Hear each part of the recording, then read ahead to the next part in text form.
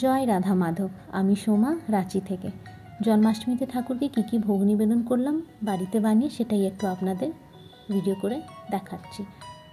করে নিয়েছিলাম নারকেলের নাড়ু, তালের বড়া, তালের ক্ষীর। নারকেলটা আমি কুড়িয়ে নিয়েছি। এবার দুধটা আমি জাল দেব। দুধটা ফুটে আসলে নারকেলটা আমি দিয়ে দিলাম। দুটো নারকেল দিয়ে আমি চিনি দিয়ে নারকেলের নাড়ু করছি। নারকেল আর দুধ ভালোভাবে কিছুক্ষণ ফুটিয়ে নিতে হবে। নারকেলটা একটু সেদ্ধ হয়ে আসলে এইবার আমি চিনিটা দিয়ে দেবো। 2 কাপের মতন ভরে ভরে চিনি দিয়েছি। দুটো নারকেলের মধ্যে 2 কাপ ভরে ভরে চিনি লাগবে। চিনির নারকেল নাড়ু তো একটু চিনিটা বেশি না দিলে ঠিক ভালোভাবে পাকটা হয় না। এবার এলাচ আর চিনি গুঁড়ো করে দিয়ে দিলাম। বেশ ভালো গন্ধ ওঠে নারকেলের নাড়ুতে। এবার যখন লাগা লাগা ভাব হয়ে যাবে তখন ঠান্ডা হওয়ার জন্য ছেড়ে দেবো। এবার হাত দিয়ে নাড়ুটা করে নেব। আপনারা চাইলে ছোট বড় যে সাইজেরই করে নিতে পারেন। যখন ঠান্ডা হবে এই নারকেল নাড়ুটা একটু শক্ত হয়ে যাবে আর খেতে খুবই ভালো লাগে। আর নাড়ু গোপালের জন্য নাড়ু হবে না তা কখনো হয়? তো এই চিনি দিয়ে নারকেল নাড়ুটা করে নিলাম, ওনার খুবই প্রিয় খাওয়া। এইবার বানিয়ে নিচ্ছি গুড় দিয়ে নারকেল নাড়ু। একটা নারকেল কুড়িয়ে আমি দিলাম আর 1.5 কাপের মতন গুড় দিয়েছি। দুধ আমি দিচ্ছি না, দুধ দিলে দুধটা ফেটে যাওয়ার চান্স থাকে, তাই জন্য শুধু গুড় দিয়ে করব। এমনি দিনে যদি আপনারা করেন তো একটু মিল্ক পাউডার দেবেন, ঠাকুরের জন্য তো, তাই জন্য মিল্ক পাউডারটা আমি ইউজ করিনি। এবার ভালোভাবে জাল দিয়ে নাড়ুটা ঠান্ডা হয়ে গেলে পাকিয়ে নিতে হবে। নারকেল নাড়ু চিনি গুড় দিয়ে হয়ে গেছে। এবার চলুন তালটা ছাড়িয়ে নিচ্ছি। তালটা ছাড়িয়ে কিছুক্ষণ জল দিয়ে ভিজিয়ে রাখতে হয়। তাতে কি হয়, তালের রসটা খুব তাড়াতাড়ি বেরিয়ে যায়। একটা গামলাতে ঝুড়ি বসিয়ে এইভাবে তালটাকে আমাদের ঘষে নিতে হবে। এইভাবে করলে রসটা খুব সুন্দর বেরিয়ে যায়। কিছুটা তালটা আমি কড়াইতে জাল দেব। একটু নারকেল দিয়েছি, তালে ক্ষীর করব।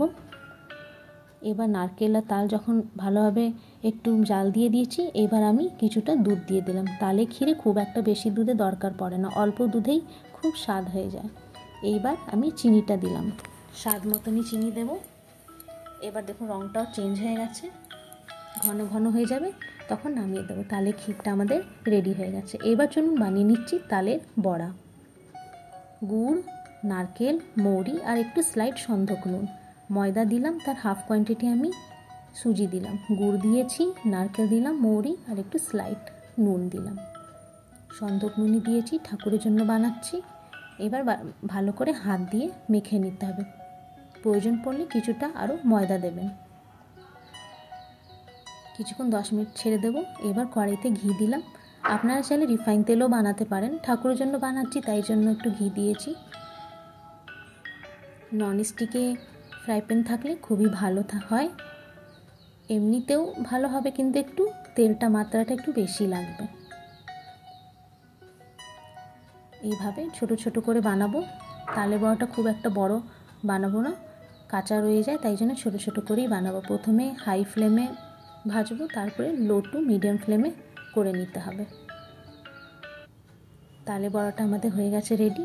খুব সুন্দর হয়েছিল খেতে, আর ঠাকুরের খুবই প্রিয় তালে বড়া, তালের পুয়া। তো চলুন ঠাকুরকে একটু ভোগ নিবেদন করে দিই। এইভাবে ঠাকুরকে একটু ভোগ নিবেদন করলাম, পুজো করলাম। খুব ভালো লাগে এইভাবে ঠাকুরকে নিজে হাতে কিছু বানিয়ে নিবেদন করতে। আর সব কিছু তো ঠাকুরেরই দেওয়া, একটু নিজে থেকে বানিয়ে দেওয়াটাই একটা খুবই ভালো লাগে, তাই না?